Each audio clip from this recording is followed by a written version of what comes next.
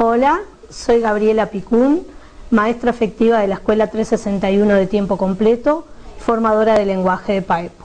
Hoy me invitaron a hablar del tema planificación de la escritura, secuenciación y evaluación para el tema de concurso. Primero me gustaría precisar algunas cosas sobre la enseñanza de la escritura y sobre qué paradigma estamos ubicados. La escritura tiene un carácter comunicativo, procesual, intelectual y cognitivo, y el paradigma que sustenta nuestra práctica es el paradigma cognoscitivista. Considera a la escritura como un proceso cognitivo y va a estudiar las fases o procesos mentales que subyacen en la composición de un texto escrito. En esta perspectiva, nosotros tenemos que ver que cuando componemos necesitamos diversos conocimientos. Por un lado, el conocimiento social, que es conocer la situación comunicativa para la que vamos a elaborar el texto escrito, un conocimiento conceptual, o sea, el contenido del texto, el tema del texto, y conocimientos lingüísticos, un repertorio de formas lingüísticas características de ese tipo de texto que vamos a construir. Flower y Hayes han estudiado estos procesos y describen las operaciones mentales que ocurren cuando se escribe. Para esto se estudian tres grandes temas. Por un lado, los subprocesos de la escritura, que son planificación, redacción y revisión del texto, las diferencias entre escritores expertos y novatos y las estrategias cognitivas y metacognitivas para la escritura, ¿no? Ellos llaman escritores a todos los que podemos escribir un texto. No está reservado la palabra escritor para los escritores profesionales. Escritor puede ser un niño, un liceal, cualquier persona que quiera componer un texto escrito. Durante mucho tiempo la pedagogía tradicional hablaba del texto mirado solamente desde el producto, de cómo quedaba ese texto, y no se ocupaba de los actos que se hacían a la hora de componer un texto, ni qué pasaba en la mente del escritor. En los años 60, los psicólogos cognitivos empiezan a investigar sobre qué pasa a nivel psicológico y esos aportes se vuelcan en el aula a la hora de escribir. Por eso podemos mirar y hacer foco en distintas características del texto escrito. Si nosotros hacemos foco en el crecimiento que va haciendo el texto como producto, vamos a tener tres etapas. La etapa de preescritura, que es el proceso previo que realiza el escritor, el procesamiento de ideas, el tema, la clase de texto, la intención, los campos semánticos, el destinatario. La escritura, que es la traducción o el pasaje a papel de todas esas anotaciones previas, y la reescritura, que sería la organización, la revisión y la corrección del texto escrito. Pero si nosotros observamos los procesos mentales o cognitivos que organiza el escritor a la hora de elaborar un texto escrito, mencionamos tres grandes procesos, que son la planificación, la traducción y la revisión. La planificación, para Flower y Hayes, es lo que pensamos en la ducha. A algunos les gusta decir lo que pienso con la almohada. Eso nos da cuenta de que nosotros no necesitamos lápiz y papel en este proceso, sino que son ese conglomerado de ideas a la hora de producir un texto escrito. Es lo que pensamos antes, consideramos las características del texto, consideramos el tono, el léxico adecuado, la cohesión, la ortografía, la puntuación, la morfosintaxis. En la revisión voy a volver sobre lo escrito, releyendo y evaluando. Es algo más que leer, dicen estos autores. Toman el término de review de inglés y dicen que supone mejorar el texto. Por lo tanto, cuando yo estoy haciendo el proceso de revisión, voy a mirar el texto para mejorarlo, pero también voy a ir aprendiendo de la escritura, porque no solo aprendo del tema que estoy escribiendo, sino que también voy a aprender sobre el lenguaje, y eso me va a dar utilidad para luego usar el lenguaje con mayor eficacia y mayor facilidad. Scardamalia y Bereiter, basados en los procesos mentales, hacen foco en ese proceso de traducción, que es la puesta en papel, la textualización, donde se le dio todo ese conglomerado de ideas, se le dio una forma discursiva a ese a ese momento de redacción, que es un aspecto lingüístico. Ellos dicen que miran cómo se introduce el conocimiento en ese momento de redacción, qué le pasa a ese conocimiento. Entonces diferencian escritores maduros de inmaduros y diferencian dos modelos de decir el conocimiento y transformar el conocimiento. El acto de decir el conocimiento, lo que hace el escritor es vaciar la mente, la información que tiene sobre un tema, sobre una tarea, sobre un tópico, sobre el papel. O sea, va a contar lo que sabe. Es una tarea sencilla, el escritor que ahí es un escritor inmaduro, va a hacer unas estrategias sencillas, simples, automáticas de redacción, y va a ser una escritura de tipo asociativo. Va a pensar decir y va a pensar escribir. Va a recuperar de su memoria a largo plazo todo lo que conoce del tema. ¿Cuándo considera que terminó la tarea? Cuando se le terminó el papel o cuando ya no tiene más nada en la memoria para decir sobre ese tema. No se va a fijar un plan de texto, no va a tener objetivos globales de la tarea.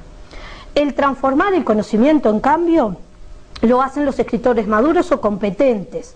Toman como su proceso el decir el conocimiento frente a una tarea o un tópico. También van a recuperar de la memoria aspectos que necesitan para la elaboración de ese texto, pero van a interrelacionar entre el qué decir y el cómo decirlo. O sea, van a pensar qué voy a decir, cómo va a ser la mejor manera, qué léxico adecuado utilizo, y los autores hablan de que el escritor toma como fase en esta tarea el resolver problemas de escritura, y hablan de dos espacios de problema: el retórico y el de contenido. El de contenido va a ir al qué decir y el retórico al cómo decirlo. O sea que el escritor maduro lo que hace acá es un saber decir las cosas. Va a tener en cuenta destinatarios, posibles lectores, contenido, etcétera. ¿Qué pasa para enseñar a escribir? ¿Qué estrategias utilizo entonces para pasar de un modelo al otro? Porque no se pasa de un modelo al otro solamente porque tengo un crecimiento en edad y en lo psicológico, sino en un cambio de estructuras psicológicas. Anna Camps plantea 7 principios básicos en los que basar la enseñanza de la escritura. Por un lado, dice que hay que crear un entorno que integre la escritura en las actividades habituales de la escuela y diversificar las situaciones. ¿Qué quiere decir esto? Que la lengua escrita se use como instrumento de reflexión y de comunicación, ¿no? Entonces dice, bueno, yo tengo que tener un aprendizaje y un desarrollo de los géneros discursivos. ¿A qué se le llama géneros discursivos? Esto es tomado de Bakhtin, y se le llama géneros discursivos a tantos como praxis humanas haya. Por lo tanto, podemos tener el literario, el periodístico, el religioso. Por otro lado, también trabajo en la escuela con los tipos de textos, que trabaja Adams, que están consignados en el programa, que son el explicativo, el dialógico, el narrativo, el descriptivo y el argumentativo. Trabajo también con la lengua literaria como ámbito cultural y también con lo que tiene que ver con la comunicación personal, la comunicación intraescolar e interescolar. El segundo principio sería establecer un doble objetivo de las actividades de enseñanza de la escritura, un objetivo discursivo y un objetivo específico del aprendizaje. Esto está referido con el objetivo discursivo a la función del texto que se escribe, y los otros son referidos al contenido de los aprendizajes previstos. Entonces, por ejemplo, si un niño quiere escribir un artículo de opinión, va a tener que saber del tema que va a debatir, va a tener que saber cuestiones referidas al destinatario, pero también va a tener que aprender cómo se argumenta, cómo se contraargumenta, cómo se elabora una tesis, cómo y qué función cumplen las preguntas retóricas. El tercer principio es plantear tareas de escritura progresivamente complejas que permitan a los alumnos avanzar en el dominio de los géneros textuales formales. O sea, se aprenden nuevos usos verbales. Y esto tiene que ver con esto de trabajar con toda la tipología textual. Tenemos un texto que trabajar, ese es el objeto de estudio de nuestra clase, y lo vamos a hacer en secuencias cíclicas, con objetivos y contenidos de una dificultad creciente. Y tenemos que saber que se trabaja con todos los tipos de textos desde inicial a sexto año, con una graduación en profundidad de los contenidos. El cuarto principio es tener en cuenta que escribir es un proceso y hay que verbalizar ese proceso, hay que hacer consciente a los alumnos de ese proceso, ¿no? Saber para qué escribo, para quién se escribe, es una escritura en colaboración, es revisar la escritura, en qué contexto de comunicación me estoy moviendo, tener en cuenta los elementos de la situación de enunciación. Y tengo que ser consciente de los alumnos, porque acá va a estar la reflexión y la metarreflexión. Voy a usar el lenguaje para hablar del lenguaje. El quinto principio es hablar para escribir.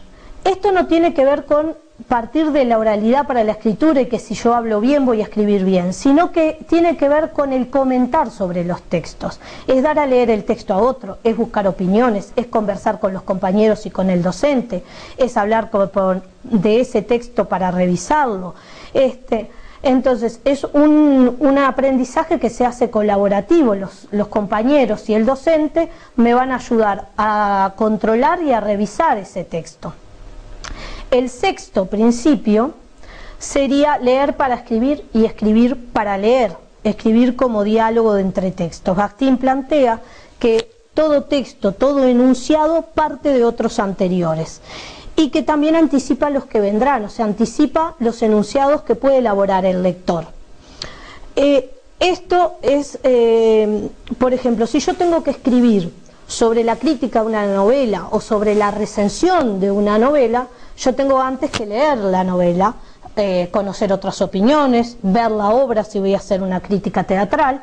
Entonces necesito dialogar con los textos, con textos propios y textos ajenos, y tiene que ver también con la intertextualidad.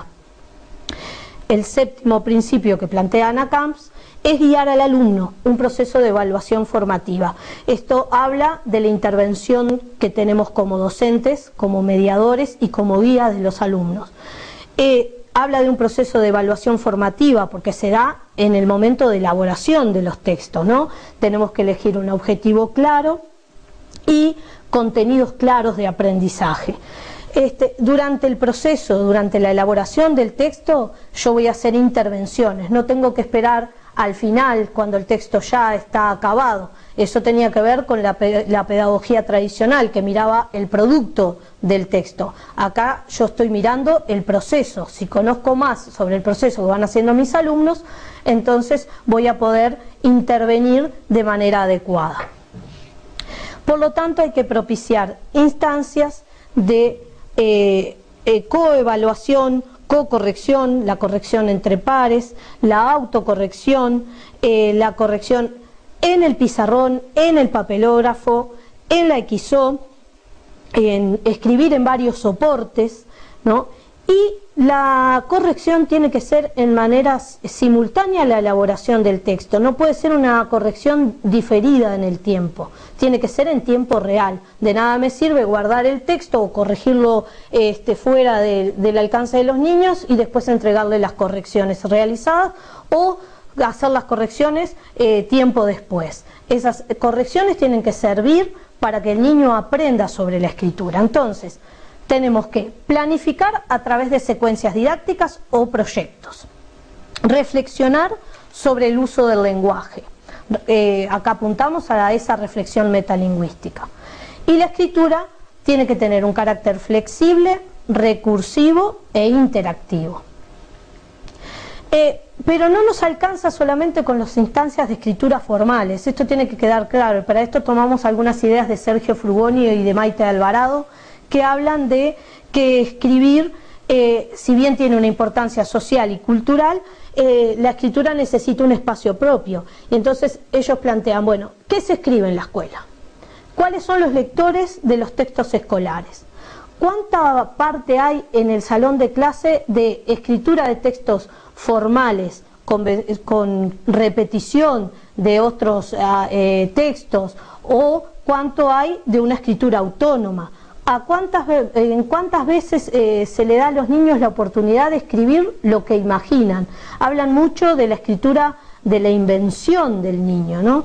Y Maite Alvarado inclusive plantea el poder jugar con el lenguaje, jugar a través de poemas, del humor, del disparate, de hacer talleres de escritura. Esto, por ejemplo, tiene que ver con que el niño puede hacer una descripción de una ciudad imaginaria, donde uno le da 3 o 4 nombres de ciudades y el niño referido a ese topónimo tiene que describirlo y tiene que ver con el nombre. Por ejemplo, yo le puedo dar el nombre de ciudad Pancaliente, Caramañola, Bahía Espejo, y de acuerdo a ese nombre el niño va a tener que hacer descripciones de sus habitantes, de sus lugares, de posibles souvenirs que se lleve la gente, de actividades que ocurran en esa ciudad. Puedo también jugar con elementos de esa ciudad como la hamaca, el molinete, el muelle, y decir que elabore un poema que me termine de mostrar cómo son las características de esa ciudad. O sea que también tiene que haber un espacio donde se trabaje desde la literatura, desde el juego con las palabras, desde lo lúdico con el lenguaje. Bueno, y una de las cosas que nos compete era trabajar con las secuencias de planificación de la escritura. Por lo tanto, vamos a trabajar también con una elaboración de secuencia didáctica como tronco común. Cada uno después le pondrá el desarrollo que quiera, le pondrá cuerpo, le pondrá carne a este esquema, y tiene que ver con lo que Anna Camps habla de trabajar en secuencias didácticas. Entonces, nosotros tenemos, por un lado, la preparación de la secuencia. ¿Qué hago en la preparación de la secuencia? Primero represento la tarea, o sea, ¿qué hay que hacer? Voy a explicitar la finalidad de la tarea a realizar. Voy a establecer los parámetros de la situación discursiva. ¿Qué se va a escribir? ¿Voy a escribir un cuento? ¿Voy a escribir un informe? ¿Voy a escribir una novela? ¿Con qué intención la voy a escribir? ¿Para formar un libro de cuentos? ¿Para recoger informes científicos? ¿Qué quiero hacer? ¿Quiero narrar? ¿Quiero explicar? ¿Quiero persuadir con ese texto o con ese conglomerado de textos que voy a elaborar? Por lo tanto, tengo que hacer explícitos los objetivos de aprendizaje, como por ejemplo, cómo se redacta un informe donde yo atienda los elementos o el léxico preciso que se maneja en el lenguaje científico. Si voy a trabajar con el esquema narrativo, voy a tener que ver qué conectores temporales utiliza la narración, qué tiempos verbales. O sea que, por un lado, tengo que tener en cuenta qué tenemos que hacer en la preparación y qué tenemos que aprender para la preparación de esta evaluación. Después voy a trabajar con la realización de la secuencia. Y acá tiene que ver con 2 tipos de actividades: la escritura del texto propiamente dicha y las actividades que están orientadas a aprender las características formales del texto que elegí y las condiciones de uso de ese texto. Entonces, acá vuelvo a ver el proceso de lo que me hablan las fases mentales, de las que me hablaron Flower y Ayes: planificación, textualización y revisión. En la planificación voy a ver qué contenidos, cuál es la situación discursiva, con qué intención, con qué destinatarios, cuáles son los enunciadores, etc. Voy a ir al pasaje de esas ideas al texto, y voy a hacer una revisión que no me sirve solamente para corregir el texto, no es para embellecer el texto, sino que es para aprender a través de la escritura y de esas correcciones. Bueno, En la realización y en la preparación yo tengo que tener en cuenta siempre los criterios de realización y de evaluación que necesito para la organización de esta secuencia didáctica. Recuerden que la secuencia didáctica es recursiva, es en forma cíclica, no es lineal, el proceso de escritura no es lineal. Estos procesos mentales no pasan de uno a otro y tienen una rigidez. Recuerden que la escritura es flexible, por lo tanto voy a tener en esta realización lo que tiene que ver con la producción del texto, estos procesos de los que me habla Flower y Hayes, pero también voy a tener aquellos que van orientados a aprender las características formales del texto que elegí y de las condiciones de uso. Por lo tanto voy a hablar también de la organización de la tarea, si voy a elegir una tarea grupal, una tarea colectiva, mixta o individual. Voy a tener instancias individuales de escritura, voy a tener instancias colectivas de escritura, de revisión, y lo importante acá es que tiene que tener tres características. Por un lado, importan las interacciones verbales que se dan entre los compañeros y con los docentes, porque ellos van a ser mis destinatarios intermediarios, van a colaborar en la gestión y en el control del texto. Esto evita que el proceso de escritura sea solo decir el conocimiento. Esto ayuda a que la redacción sea algo para estructurar el pensamiento, por lo tanto ayuda a que se transforme el conocimiento cuando estoy elaborando textos en colaboración, estoy compartiendo, estoy buscando opiniones, el maestro revisa, colabora, opina, y también nuestros compañeros. También en la elaboración del texto tengo que ir a los aspectos formales del texto que voy a trabajar, a las claves o pistas que hay en ese texto, en ese tipo de texto. Por lo tanto, tengo que recurrir a la utilización de modelos textuales. Voy a trabajar con textos modélicos. Y este análisis de los textos modélicos me va a permitir interrelacionar las macrohabilidades: hablar, escuchar, leer y escribir. También necesito objetivos de aprendizaje y sobre lo que voy a aprender, sobre lo que quiero que quede, sobre la sistematización. O sea que necesito actividades de sistematización de los contenidos a aprender. Necesito ejercitaciones puntuales para llegar a los objetivos y a los contenidos programados. Por un lado, sobre los contenidos temáticos, o sea, voy a explicitar la información que se tiene, voy a buscar nueva información, voy a organizarla a través de esquemas, de mapas conceptuales, de guiones, de pautas. Voy a hablar sobre los contenidos de enseñanza y aprendizaje, voy a hacer análisis de los textos de referencia, voy a usar ejercicios específicos que me permitan ir sistematizando y reflexionando sobre el uso del lenguaje. Y vuelvo a la evaluación, una evaluación durante el proceso, vuelvo a los criterios de realización y de evaluación que me van a permitir también controlar si la secuencia es competente a lo que estoy tratando de trabajar o de enseñar. Y la evaluación propiamente dicha, la instancia de evaluación, tenemos que pensar, por un lado, que la evaluación está inserta en el proceso de aprendizaje, es decir, que voy a ir a una evaluación formativa, por un lado de la tarea o proyecto que tengo en elaboración, y por otro lado de los aprendizajes que yo programé, los objetivos y contenidos que quiero que el alumno adquiera. O sea, por un lado lo que hemos hecho y por otro lado lo que hemos aprendido. Voy a fijarme cómo es el texto, qué características tiene, y va a ser un proceso interactivo entre docente, alumno y entre compañeros. Hay que posibilitar hablar de los textos, y esto se tiene que hacer de los textos en cursos dentro de la elaboración del texto, no una vez finalizado el texto. Entonces voy a revisar temas del texto, voy a revisar aspectos discursivos, aspectos textuales, aspectos lingüísticos y también aspectos procedimentales, cómo voy aprendiendo. Y para eso voy a utilizar diversos instrumentos para la evaluación. Voy a usar modelos para comparar, voy a usar pautas de evaluación, voy a usar guías de elaboración, voy a usar también opiniones o comentarios evaluatorios que hayan hecho los compañeros y que haya hecho el profesor, y que a la vez esto me va a ayudar a tomar conciencia de los aprendizajes y también de las dificultades que tengo a la hora de elaborar un texto.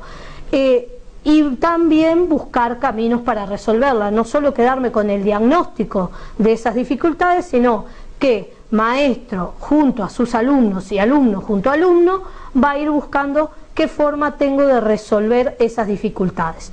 Y por último, lo que tiene que ver con una evaluación final, o sea que ahí voy a evaluar la tarea terminada, voy a tomar conciencia de lo que se ha hecho hasta ese momento, voy a recuperar la metacognición, me va a permitir recuperar una tarea metacognitiva, o sea, voy a mirar los procedimientos, voy a mirar los resultados, voy a mirar los conceptos utilizados, o sea que tengo que observar los procesos que los alumnos han hecho. Eso es uno de los aportes de la teoría cognoscitiva, ¿no? Va a haber una interacción, va a ser un proceso interactivo y activo del escritor, y va a buscar la revisión con pautas de análisis, con ayuda entre los compañeros, con ayuda en el grupo, con ayuda con los docentes.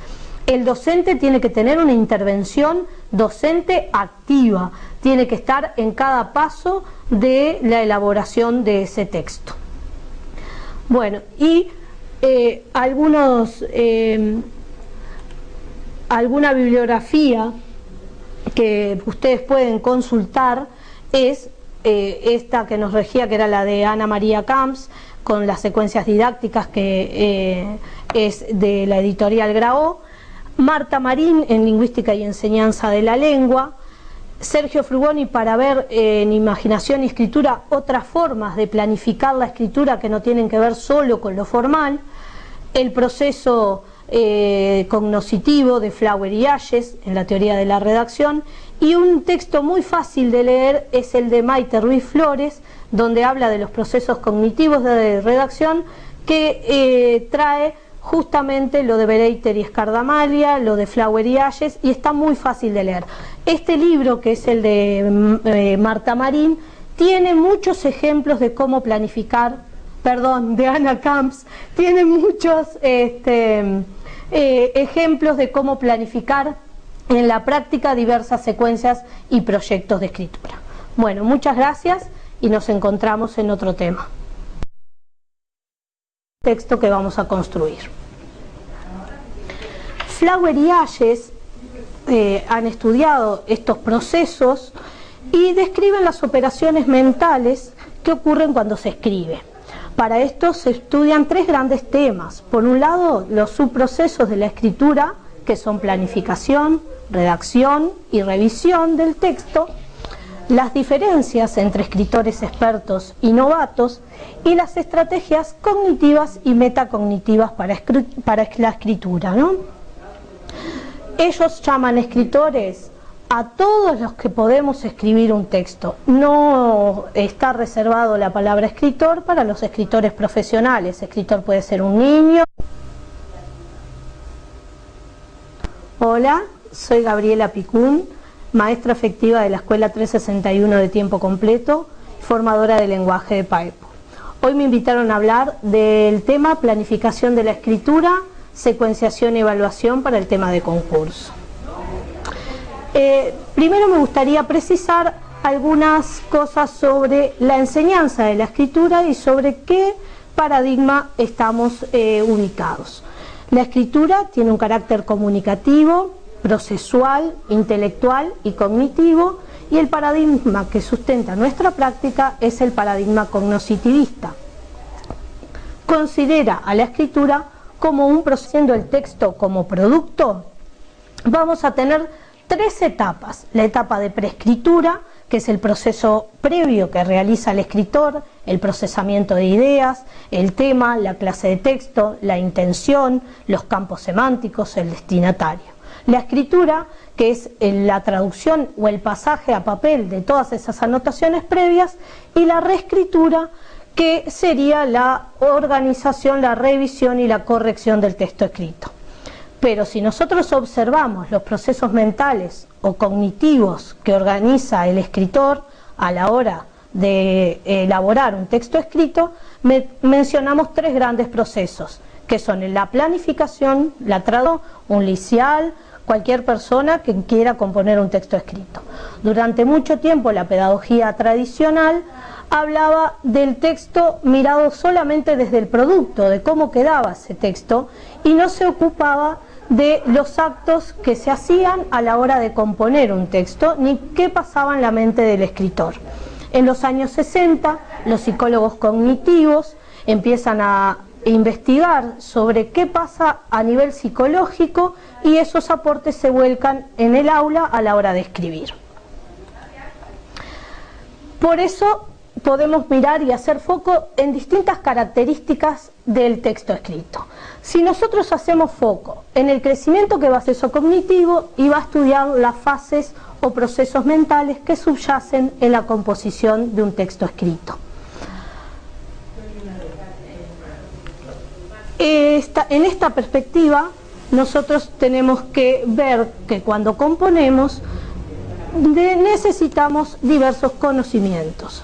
Por un lado, el conocimiento social, que es conocer la situación comunicativa para la que vamos a elaborar el texto escrito, un conocimiento conceptual, o sea, el contenido del texto, el tema del texto, y conocimientos lingüísticos, un repertorio de formas lingüísticas características de ese tipo de